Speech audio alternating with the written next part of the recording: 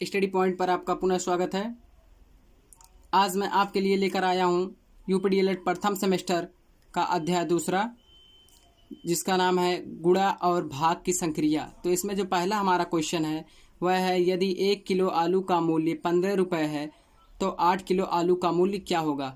अगर 1 किलो आलू का मूल्य दिया है या 1 लीटर या कुछ भी दिया है, एक का दिया है, एक से ज़्यादा का पूछ रहा है, तो जितना एक का दिया है उतना ऊपर लिखेंगे और उसके बाद गुणा कर देंगे जितने का पूछ रहा है, जितने किलो का या जितने लीटर का। तो 15 किलो, 1 किलो का जो आलू का मूल्य दिया है वो कितना दिया है, 15 रुपये। तो उसी से हम गुणा कर देंगे किसको, 8 को। क्यों? क्योंकि 1 किलो का दे करके 8 किलो का पूछ रहा है। ठीक है, तो 15 अट्ठे कितना हो जाएगा, 120 रुपये हमारा क्या हो जाएगा, आंसर हो जाएगा। ठीक है, और हमारा जो अगला क्वेश्चन है वो क्या है, यदि 1 किलो आम का मूल्य 25 रुपया है तो 16 किलो आम का मूल्य क्या होगा। इसमें भी वही चीज़ है, 1 किलो आम का मूल्य दिया है और 16 किलो का पूछ रहा है। जितना 1 किलो का दिया है उतना ऊपर लिखेंगे 25 और उसके बाद गुणा कर देंगे किससे, जितने किलो का पूछ रहा है उससे, यानी 16 से। तो जो 25 को 16 से गुणा करेंगे तो कितना आ जाएगा, 400। गुणा करने का तरीका ये है, 6 पचे 30 के 0 हासिल 3, 6 दूना 12 और 3 15, 1 पचे 5, 1 2 2, 0 5 5 10 के 0 हासिल 1, 2 1 3 और 1 हासिल था 3 और 1 4। कितना आ गया, 400 रुपया हमारा क्या हो गया, आंसर हो गया। ठीक है, अब हम चलते हैं अपने तीसरे प्रश्न की। हमारा जो तीसरा प्रश्न है वो क्या है, यदि 15 किलो अमरूद का मूल्य 225 रुपये है तो 1 किलो अमरूद का मूल्य क्या होगा। यानी यहाँ पे ज़्यादा का दे करके कम वजन का पूछ रहा है। ज़्यादा वजन दे करके कम वजन का जब भी पूछे तो क्या करेंगे, हम यहाँ पे समझ जाएंगे कि यहाँ पे हमको क्या करना है, भाग करना है। ठीक है, तो यहाँ पे क्या होगा, 15 किलो अमरूद का मूल्य दिया है 225 रुपये। मूल्य मतलब क्या होता है, दाम, जिससे हम देहाती भाषा में क्या बोलते हैं, दाम। 15 किलो का मूल्य दिया है 225 रुपये और 1 किलो अमरूद का पूछ रहा है। और इससे पहले जो 2 क्वेश्चन बताया हूँ उसमें क्या था, 1 किलो का दे करके ज़्यादा का पूछ रहा था। ठीक है, तो वहाँ पे क्या किया था, मैंने गुणा किया था, जितना 1 किलो का दाम दिया था उसी को गुणा कर दिया था किससे, जितने किलो का पूछता था। और यहाँ पे ज़्यादा किलो का दे करके कम किलो का पूछ रहा है, यानी कि 15 किलो अमरूद का दे करके दाम और 1 किलो अमरूद का पूछ रहा है। ठीक, तो यहाँ निकालने का तरीका क्या है, जितना 15 किलो का दाम दिया है यानी कि 225, उसी को हम भाग कर देंगे किससे, जितना किलो का दाम दिया, जितना किलो का दाम दिया है उसके दाम में। ठीक है, जितना किलो दिया है उससे हम क्या कर देंगे, भाग कर देंगे। भाग करने पे हमारा जो भागफल आएगा वही हमारा क्या हो जाएगा, आंसर हो जाएगा। ठीक है, तो 15 एकम 15, 7 बचा, ये एक में से एक जाएगा, कट जाएगा, ये 5, 15 पच्चे 75, कट गया। भागफल हमारा कितना आया, 15। 15 जो भागफल आया वही हमारा क्या हो जाएगा, आंसर। यानी कि हमारा जो 15 रुपया, यही क्या हो जाएगा, आंसर। ठीक है, समझ में आया। तो ऐसे ही हम लगाएंगे एग्जाम में, ये हमारा क्या हो जाएगा, आंसर हो जाएगा। ठीक है, आइए अब हम चलते हैं अपने चौथे प्रश्न की। अब है आपके लिए ये चौथा क्वेश्चन। इसमें भी दिया है, यदि 25 लीटर तेल का मूल्य 300 रुपये है तो 1 लीटर तेल का मूल्य क्या होगा। तो ज़्यादा का दे करके कम लीटर का पूछ रहे हैं, तो यहाँ पर भी क्या होगा, भाग होगा। यदि 1 का पूछ कर दे करके और ज़्यादा का पूछे तो क्या करेंगे, वहाँ पे गुणा होगा। और यदि ज़्यादा वज़न या ज़्यादा लीटर दे करके क्या करें, ज़्यादा किलो या ज़्यादा लीटर का दे करके कम लीटर या कम किलो का पूछे तो वहाँ पे क्या होगा, भाग होगा। ठीक है, तो यहाँ भी क्या होगा, भाग होगा। ठीक, तो क्या करेंगे, जितना रुपया दिया है वो रुपया क्या करेंगे, अंदर लिखेंगे और यहाँ बाहर की तरफ क्या लिखेंगे, जितना लीटर दिया है उतना लीटर लिखेंगे। ठीक है, यानी लीटर नहीं लिखेंगे, 25 लिखेंगे। अब क्या कर देंगे, भाग कर देंगे। 25 से कम 25, कितना बचा, 10 में से 5 गया 5, यहाँ ये कैंसिल, 25 दूना 50, 12 रुपया हमारा क्या हो जाएगा, आंसर। यही जो भागफल आएगा वही हमारा क्या हो जाएगा, आंसर हो जाएगा। ठीक है, यानी कि 1 लीटर तेल का जो मूल्य आया वो कितना आया, 12 रुपया, यही हमारा क्या हो जाएगा, आंसर हो जाएगा। ठीक, हमारा जो अगला हेडिंग है, इसी अध्याय में ही हमारा अगला हेडिंग है वो है भाज्य बराबर भाजक गुणे भागफल प्लस शेषफल। ये हमारा सूत्र है, क्या है, सूत्र है, क्या है, भाज्य बराबर भाजक गुणे भागफल प्लस शेषफल। यानी कि अब बताता हूं मैं भाज्य किसे कहते हैं और भाजक किसे कहते हैं और भागफल किसे कहते हैं और शेषफल किसे कहते हैं। ठीक है, ये इसका स्क्रीनशॉट ले लीजिएगा। जो मैं सूत्र लिखवाया हूं उसी में इस समझाने में जा रहा हूं कि किसको भाज्य बोलते हैं, किसको भाजक, किसको भागफल, किसको शेषफल। ठीक है, तो जैसे 225 को 16 से क्या किया गया, भाग किया गया है, और हमारा जो भागफल आया वो 14 और यहाँ जो आया वो शेषफल है। ठीक, जिसको हम भाग करते हैं यानी जो अंदर होता है, ठीक, उसको क्या बोलते हैं, भाज्य। क्या बोलेंगे, भाज्य। और जिस चीज से हम भाग करते हैं जो यहाँ बाहर की तरफ होता है उसको क्या बोलते हैं, भाजक। और जो हमारा यहाँ पे आता है भाग करने के बाद उसको क्या बोलते हैं, भागफल। और जो हमारा यहाँ पे बचता है वो हमारा क्या हो जाएगा, शेषफल।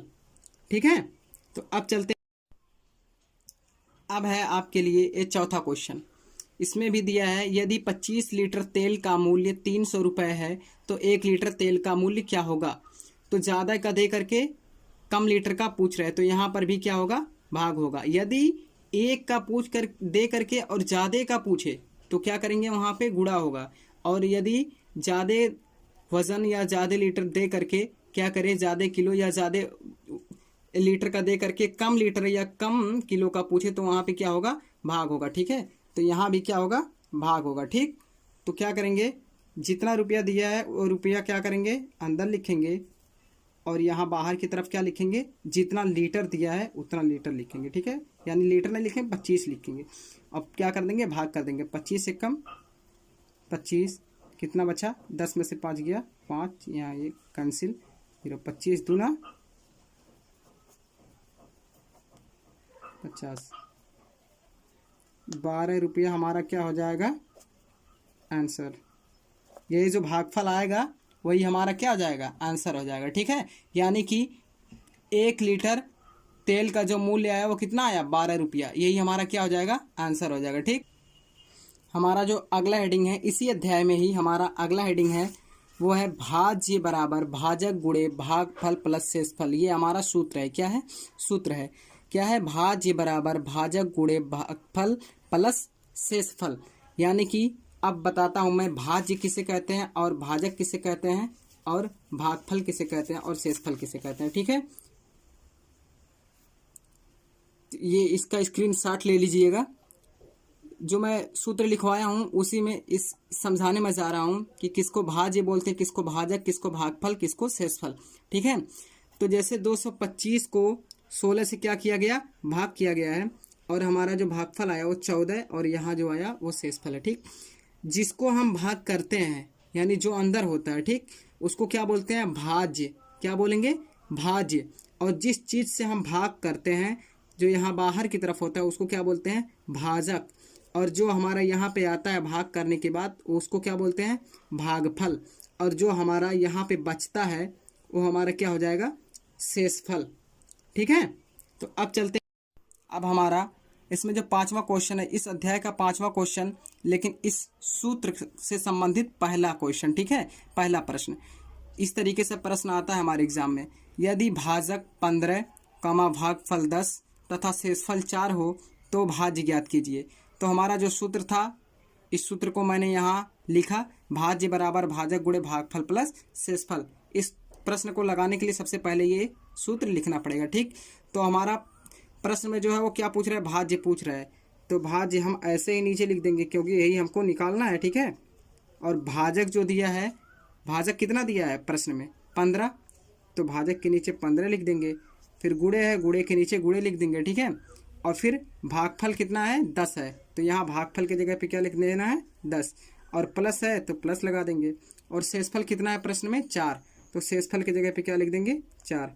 फिर यहाँ ऐसे ही लिख देंगे क्योंकि यही निकालना है, भाज्य बराबर 15 दहिया, एक जगह गुणा है एक जगह प्लस है, तो पहले गुणा करते हैं कि पहले प्लस करते हैं, पहले क्या करते हैं, गुणा करते हैं, क्योंकि बोर्ड मास में ही ये चीज़ मैं बता चुका हूँ। तो बोर्ड मास जो नहीं देखे होंगे वो मेरा इस यूट्यूब चैनल पे इससे पहले का वीडियो बोर्ड मास में बनाया हूँ, वो जा करके देख लेंगे। ठीक है, तो 15 दहियम कितना होगा, 150 और प्लस 4, यानी हमारा जो भाज्य बराबर आएगा 150 और 4 कितना हो जाएगा, 154। ये हमारा क्या हो जाएगा, आंसर। इस तरीके का हमारे एग्जाम में आता है, ठीक है, बहुत ही इंपॉर्टेंट है ये सूत्र, तो हमको याद रहना ही चाहिए। क्या? भाज्य बराबर भाजक गुणे भागफल और प्लस शेषफल, ठीक है।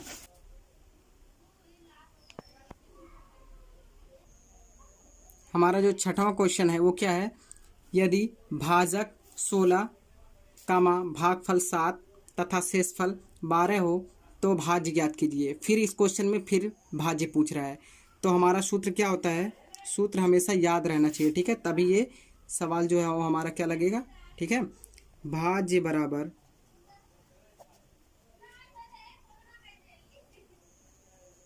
भाजक गुणे भागफल और प्लस शेषफल। भाज्य हमको निकालना है, तो भाज्य तो कुछ रहेगा नहीं, भाज्य ऐसे ही लिखेंगे। भाजक क्या है, 16 है, प्रश्न में भाजक कितना दिया है, 16, तो भाजक के नीचे 16 गुणे ऐसे ही लिखेंगे। भागफल कितना है, 7, भागफल के नीचे 7 और प्लस है, प्लस ही लिखेंगे। शेषफल कितना है प्रश्न में, 12, तो 12 लिख देंगे बस।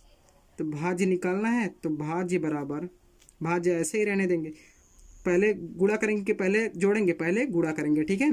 तो 16 सत्ते 112 और प्लस 12, भाज्य बराबर कितना आ गया, 112 और 12 124, ये हमारा क्या हो गया आंसर, ठीक है। इस प्रश्न को थोड़ा सा अच्छे से देखना, क्योंकि वो दोनों प्रश्न एक तरीके के थे और ये भी उसी सूत्र पे ही ये भी प्रश्न है, लेकिन ये प्रश्न में थोड़ा सा अंतर है, ठीक है, उन दोनों प्रश्नों से, क्योंकि वहां पे भाज्य सिर्फ पूछ रहा था, तो हमारा जो सूत्र था वो भाज्य बराबर भाजक गुणे भागफल और प्लस शेषफल, इस सूत्र पे हम लगा देते थे, कुछ और करना नहीं पड़ता था। लेकिन यहाँ पे क्या किया है, भाज्य दे दिया है और भाजक दे दिया, भागफल दे दिया, यहाँ पे क्या पूछ रहा है, शेषफल, ठीक है। तो हमारा जो सूत्र था वो क्या था, भाज्य बराबर भाजक गुणे भागफल प्लस शेषफल, ठीक है। तो भाज्य की जगह पे क्या लिखेंगे, भाज्य कितना दिया है, 247 दिया है क्वेश्चन में, 247 लिखेंगे, ठीक है, बराबर भाजक कितना दिया है, 7 दिया है, तो भाजक के नीचे 7 गुणे भागफल कितना दिया है, 35 दिया है, भागफल के नीचे 35 और प्लस शेषफल कुछ नहीं दिया, तो शेषफल को ऐसे ही लिख देंगे, ठीक है।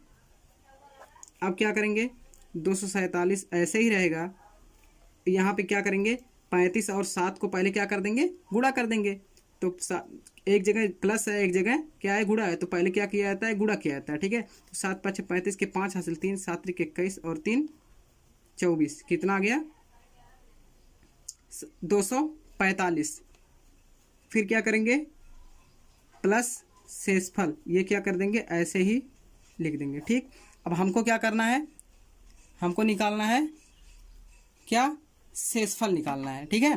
तो हम ये 245 और शेषफल दोनों को किधर ले जाते हैं, इस तरफ ले आते हैं, ठीक है। 245 और प्लस शेषफल बराबर ये 247 क्या करते हैं, इस तरफ लेके चले जाते हैं।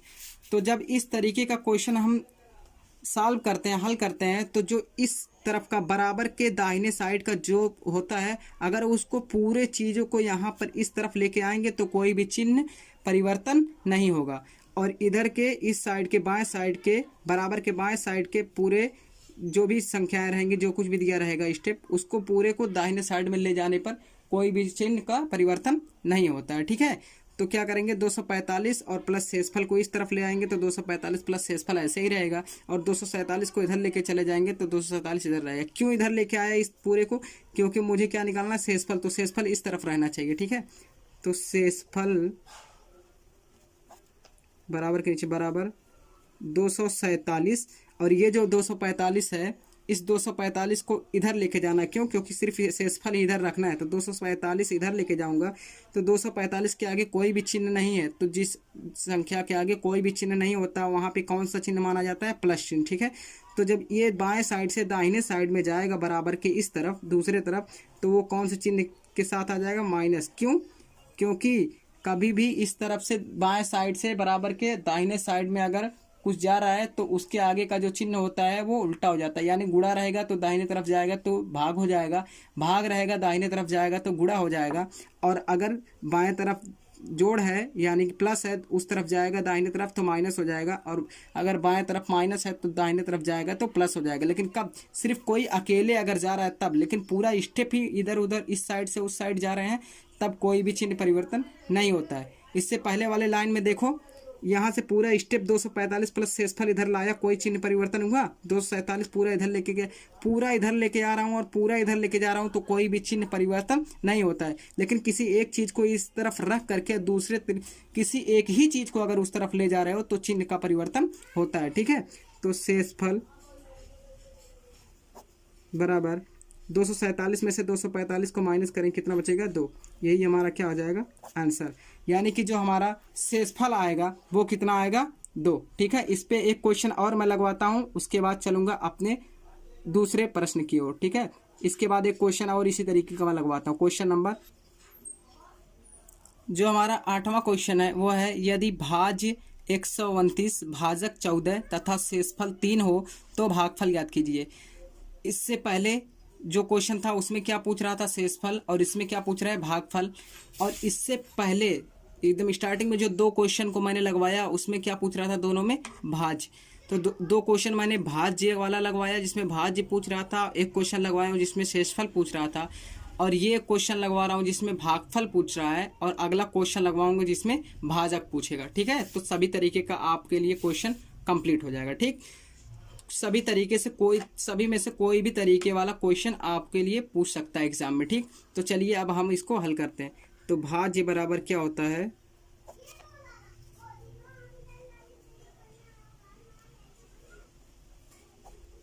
भाजक गुणे भागफल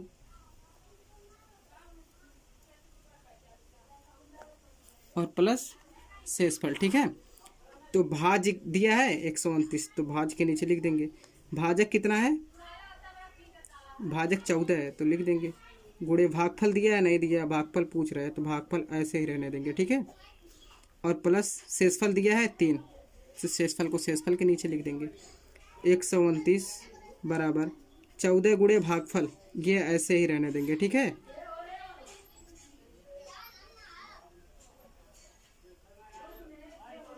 और प्लस 3 ऐसे ही रहने देंगे। अब क्या करेंगे? 129 यहाँ पे रहने देंगे, और ये जो 3 है इसको सिर्फ इस तरफ लेके आएंगे तो क्या हो जाएगा? माइनस में 3 बराबर 14 गुणे भागफल। अब 129 में से 3 को माइनस करेंगे, कितना आ जाएगा? 126 बराबर 14 गुणे भागफल। अब मुझे भागफल निकालना है तो इन पूरे को इधर लेके चला आता हूँ और इसको पूरे को उधर लेके चल जाता हूँ, तो कोई भी चिन्ह परिवर्तन होगा? नहीं होगा, क्योंकि पूरा इधर ले आ रहा हूँ और पूरा इधर ले जा रहा हूँ। लेकिन इसके पहले अभी क्या था? यहाँ पे सिर्फ 3 को लेके आया था इस तरफ, इसलिए 3 क्या था? प्लस में था, और यहाँ पे क्या हो गया था? माइनस में। ठीक है, तो अब क्या होगा? 14 गुणे भागफल बराबर 126 उधर लेके चला गया, कोई भी चिन्ह परिवर्तन नहीं होगा क्योंकि पूरा स्टेप इधर आया है दाहिने साइड और पूरा स्टेप बाएं साइड गया। ठीक है, तो भागफल निकालना, भागफल ऐसे ही रहने दूंगा बराबर भागफल और 14 के बीच में कौन सा चिन्ह लगा हुआ है? गुणे का चिन्ह। यहाँ क्या पहले क्या लिख दूंगा? 126 लिख दूंगा। तो भागफल और 14 के बीच में गुणे का चिन्ह लगा था, और जब इसी को सिर्फ 14 को ही उस तरफ मैं लेके आऊँगा दाहिने तरफ, तो वो किस में हो जाएगा? भाग में, यानी कि 14 क्या हो जाएगा? भाग हो जाएगा। तो 126 को 14 से क्या करूँगा? भाग करूँगा, तो 14 9 126। भागफल हमारा क्या आ गया? उत्तर 9। 9 हमारा क्या हो गया? आंसर। ठीक है, यहाँ पे गुणा था 14 और इस तरफ लेके सिर्फ अकेले 14 को ही जाऊंगा तो वो किस में चेंज हो जाएगा? भाग में। गुणा भाग में चेंज हो जाता है, भाग गुणा में चेंज हो जाता है, और प्लस माइनस में चेंज हो जाता है, और माइनस प्लस में चेंज हो जाता है। ठीक है, तो इस तरीके का क्वेश्चन पूछता है। तो अभी तक मैंने इससे पहले जितना भी क्वेश्चन था 9वें क्वेश्चन से पहले, सभी में मैं एक में शेषफल पूछ चुका हूँ, एक में भाज्य पूछ चुका हूँ, और भाजक नहीं पूछा हूँ अभी तक। ठीक है, किसी भी क्वेश्चन में भाजक नहीं पूछा गया था। आइए अब 9वें नंबर क्वेश्चन में भाजक पूछा गया। क्या पूछ रहा है? भाजक। लिखा हुआ यदि भाज्य 133 भागफल 8 तथा शेषफल 5 हो तो भाजक ज्ञात कीजिए। ठीक है, तो हम हल करेंगे और सबसे पहले लिखेंगे सूत्र, जो हमारा मेन सूत्र होता है। ये सूत्र भूलना नहीं, नहीं तो हमारा प्रश्न जो है वो हल नहीं होगा। ठीक है, भाज्य बराबर भाजक गुणे भागफल प्लस शेषफल। ठीक है, भाज्य हमारा जो है वो क्वेश्चन में दिया है, हाँ दिया है, कितना? 133 बराबर भाजक कितना दिया है? नहीं दिया है, भाजक ही पूछ रहा है, भाजक ऐसे ही रहने देंगे। गुणे भागफल कितना दिया है? 8 दिया है, और प्लस शेषफल कितना दिया है? 5 दिया है, ऐसे लिख देंगे। 133 बराबर भाजक गुणे 8 और प्लस 5। तो प्लस 5 को इधर लेके सिर्फ अभी चला जाता हूँ। ठीक है, तो 133 प्लस 5 इधर आएगा तो क्या हो जाएगा? -5। सिर्फ प्लस 5 को ला रहा हूँ इसलिए -5 हो रहा है। ठीक है, भाजक गुणे 8। क्यों उसको ले आया हूँ? इसलिए क्योंकि प्लस और गुणे दोनों था, इसलिए यहाँ पे सिर्फ प्लस को ले आया। अभी गुणा सिर्फ बचा रहेगा तो ये आसानी रहेगा इसको करने में। ठीक है, तो 133 में से 5 जाएगा, कितना बचेगा? 128 बराबर भाजक गुणे 8। अब पूरे को भाजक गुणे 8 को इधर ले आता हूँ और 128 को उधर लेके चला जाता हूँ। क्यों? क्योंकि मुझे भाजक निकालना है। ठीक है, तो भाजक बाएं साइड में ही रहना, जिस चीज़ को निकालना वो चीज़ हमारा बाएं साइड में ही रहना चाहिए, बराबर के। ठीक है, बराबर भाजक गुणे 8, पूरे को इधर लेके आता हूँ इसको, तो कोई भी चिन्ह परिवर्तन नहीं होगा। ठीक है, और 128 को इधर लेके जाऊँगा तो ये भी कोई चिन्ह परिवर्तन नहीं होगा, प्लस चिन्ह है तो प्लस चिन्ह में ही रहेगा। ठीक, तो भाजक निकालना है, भाजक बराबर 128, जो यहाँ रहेगा वही पहले ही लिखा जाएगा, उसके बाद यहाँ वाला बाद में। तो गुणे ये क्या है? 8 को उधर, सिर्फ 8 को लेके जाऊँगा, भाजक इसी तरफ रहेगा, तो 8 वाला जो चिन्ह है वो क्या हो जाएगा? परिवर्तन हो जाएगा। गुणे में है तो इधर जाएगा तो क्या हो जाएगा? भाग हो जाएगा। ठीक है, तो क्या हो जाएगा? भाजक बराबर 128 को जब 8 से भाग करूँगा तो कितना आ जाएगा?